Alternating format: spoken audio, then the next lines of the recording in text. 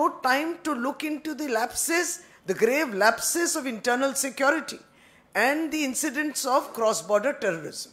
কোনো সময় নেই তো এখানে এসআইআর করতে হবে যদি ভোটে জেতা যায়। বিহারে বক্তব্য রাখতে ব্যস্ত সকলে, দিল্লিতে এমসিডি বাই ইলেকশন হবে, দিল্লি মুখ্যমন্ত্রী ওখানে ব্যস্ত, সবাই নির্বাচন নিয়ে ব্যস্ত, কোনো অসুবিধাই নেই। দেশের কি হলো, দেশে লাঠে উঠে গেল, আর এখানে মৃত্যু হচ্ছে ভারতীয় নাগরিকদের। তাদের নিরাপত্তার দায়িত্ব কে দেবে? কেন্দ্রীয় সরকার এই দায়িত্বটা পালন করতে পারলো না। পার্লামেন্ট পর্যন্ত, পার্লামেন্টে আপনার মনে আছে তো 2023-এ দেশের সংসদ তখন ইন সেশন, লোক ঢুকে পড়লো, তাকে টিকিট দিয়েছিল ঢোকার জন্য, পাস দিয়েছিল একজন ভারতীয় জনতা পার্টির এমপি।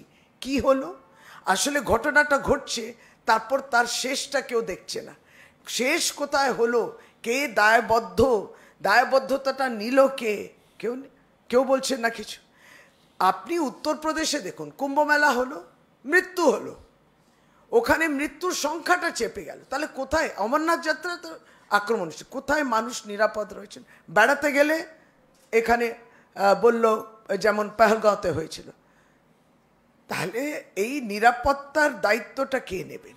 এবং তাই আমরা অমিত শাহ দেশের স্বরাষ্ট্রমন্ত্রী, আপনাকে দায়িত্ব নিয়ে রিজাইন করতে হবে। প্রধানমন্ত্রী আপনি চলে গেলেন ভুটান, একটা প্রেস কনফারেন্সও করলেন না এই বিষয় নিয়ে। যারা 865 দিন লাগে মণিপুরে পৌঁছতে, তবুও দেশের মানুষ প্রত্যাশা রাখে, আপনি একটা প্রেস কনফারেন্স করলেন না, বিষয়টা নিয়ে বললেন না, পহলগাঁওতেও বললেন না। বিদেশে ছিলেন, ফিরে এলেন ঠিকই, কিন্তু বিহারে চলে গেলেন।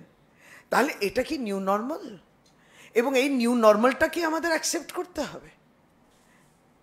ভারতবর্ষ দায়বদ্ধতার জবাব চাইছে এবং সর্বভারতীয় তৃণমূল কংগ্রেস স্বরাষ্ট্রমন্ত্রীর ইস্তফা চাইছে। ভীষণ অ্যাগ্রেসিভলি স্বরাষ্ট্রমন্ত্রীর রেজিগনেশন, ইস্তফা চাইছে।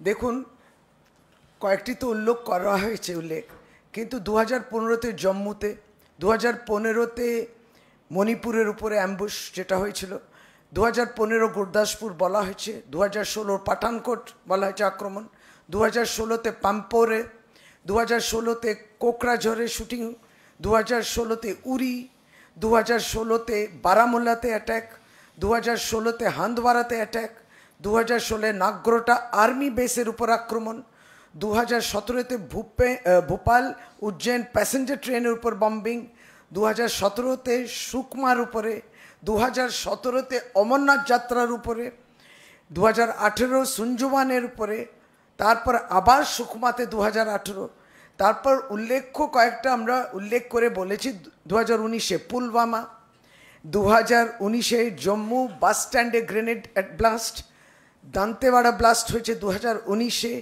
2019-এ জুন মাসে কাশ্মীরে, 2020-তে আবার সুকমা মাওয়িস্টদের সে আক্রমণ, সেখানে 2021-এ আবার সুকমা বিজাপুরেতে, 2023-এ রাজৌরিতে, 2023 ইলাথোড়ে, আবার দান্তেওয়াড়াতে 2023-এ, তারপর আর্নাকুলামে হয়েছে সেন্টারে, 2024-এ বেঙ্গালুরু ক্যাফেতে হয়েছে, 2024-এ রিয়াসিতে হয়েছে, 2025-এ পাহলগাঁওতে হয়েছে। কতগুলো বলুন, কতগুলো, কিন্তু কেউ এর দায়িত্ব নিল না। যারা দায়িত্বে রয়েছেন তারা, আমাদের ইন্টেলিজেন্সটা ফেলিয়ার হচ্ছে। আমাদের ইন্টেলিজেন্স কেন এই সমস্ত ক্যাপচার করতে পারছে না যে এতগুলো কি মাইন্ড মডিউল আছে ইত্যাদি আছে? বিষয়টা হচ্ছে যে অনেকটাই পোস্টমর্টম মতো হয়ে গেছে মৃত্যু, তারপর বিভিন্ন কারণগুলো হচ্ছে, কিন্তু দেশের রাজধানীতে লোক বসে রয়েছেন এবং এতটা সময়, ফরিদাবাদ তো এনসিআর রিজনে পড়ে। এইটাই এই জন্যে যে বিজেপি এত হেট এবং বিগট্রি, BJP is spreading hate and bigotry and so busy with it that they have no time to look into the lapses, the grave lapses of internal security and the incidents of cross-border terrorism. কোনো সময় নেই তো এখানে SIR করতে হবে যদি ভোটে জেতা যায়। বিহারে বক্তব্য রাখতে ব্যস্ত সকলে, দিল্লিতে এমসিডি বাই ইলেকশন হবে, দিল্লি মুখ্যমন্ত্রী ওখানে ব্যস্ত, সবাই নির্বাচন নিয়ে ব্যস্ত, কোনো অসুবিধাই নেই। দেশের কি হলো, দেশে লাঠে উঠে গেল, আর এখানে মৃত্যু হয়েছে ভারতীয় নাগরিকদের, তাদের নিরাপত্তার দায়িত্ব কে দেবে?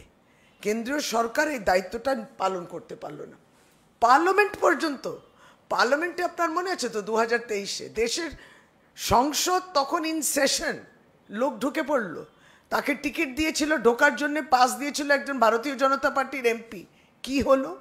আসলে ঘটনাটা ঘটছে, তারপর তার শেষটা কেউ দেখছে না।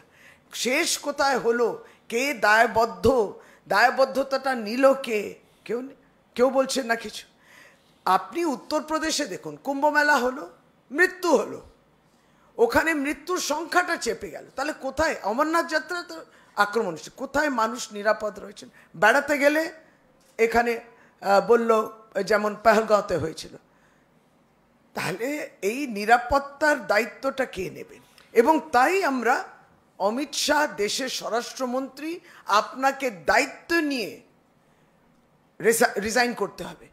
প্রধানমন্ত্রী আপনি চলে গেলেন ভুটান, একটা প্রেস কনফারেন্সও করলেন না এই বিষয় নিয়ে। যারা 865 দিন লাগে মণিপুরে পৌঁছতে, তবুও দেশের মানুষ প্রত্যাশা রাখে, আপনি একটা প্রেস কনফারেন্স করলেন না, বিষয়টা নিয়ে বললেন না, পহলগাঁওতেও বললেন না। বিদেশে ছিলেন, ফিরে এলেন ঠিকই, কিন্তু বিহারে চলে গেলেন। তাহলে এটা কি নিউ নর্মাল? এবং এই নিউ নর্মালটাকে আমাদের অ্যাকসেপ্ট করতে হবে। They have no time to look into the lapses, the grave lapses of internal security and the incidents of cross-border terrorism. কোনো সময় নেই তো, এখানে এসআইআর করতে হবে যদি ভোটে জেতা যায়। বিহারে বক্তব্য রাখতে ব্যস্ত সকলে, দিল্লিতে এমসিডি বাই ইলেকশন হবে, দিল্লি মুখ্যমন্ত্রী ওখানে ব্যস্ত, সবাই নির্বাচন নিয়ে ব্যস্ত, কোনো অসুবিধাই নেই। দেশের কি হলো, দেশে লাঠে উঠে গেল। আর এখানে মৃত্যু হচ্ছে ভারতীয় নাগরিকদের, তাদের নিরাপত্তার দায়িত্ব কে দেবে? কেন্দ্রীয় সরকার এই দায়িত্বটা পালন করতে পারলো না। পার্লামেন্ট পর্যন্ত, পার্লামেন্টে আপনার মনে আছে তো 2023-এ দেশের সংসদ তখন ইন সেশন, লোক ঢুকে পড়লো, তাকে টিকিট দিয়েছিল ঢোকার জন্য, পাস দিয়েছিল একজন ভারতীয় জনতা পার্টির এমপি। কি হলো? আসলে ঘটনাটা ঘটছে, তারপর তার শেষটা কেউ দেখছে না। শেষ কোথায় হলো, কে দায়বদ্ধ, দায়বদ্ধতাটা নিল কে, কেউ বলছেন না কিছু। আপনি উত্তরপ্রদেশে দেখুন, কুম্ভ মেলা হলো, মৃত্যু হলো, ওখানে মৃত্যুর সংখ্যাটা চেপে গেল। তাহলে কোথায় অমরনাথ যাত্রা তো আক্রমণ হচ্ছে, কোথায় মানুষ নিরাপদ রয়েছেন? বেড়াতে গেলে এখানে বলল যেমন পেহেলগাঁওতে হয়েছিল।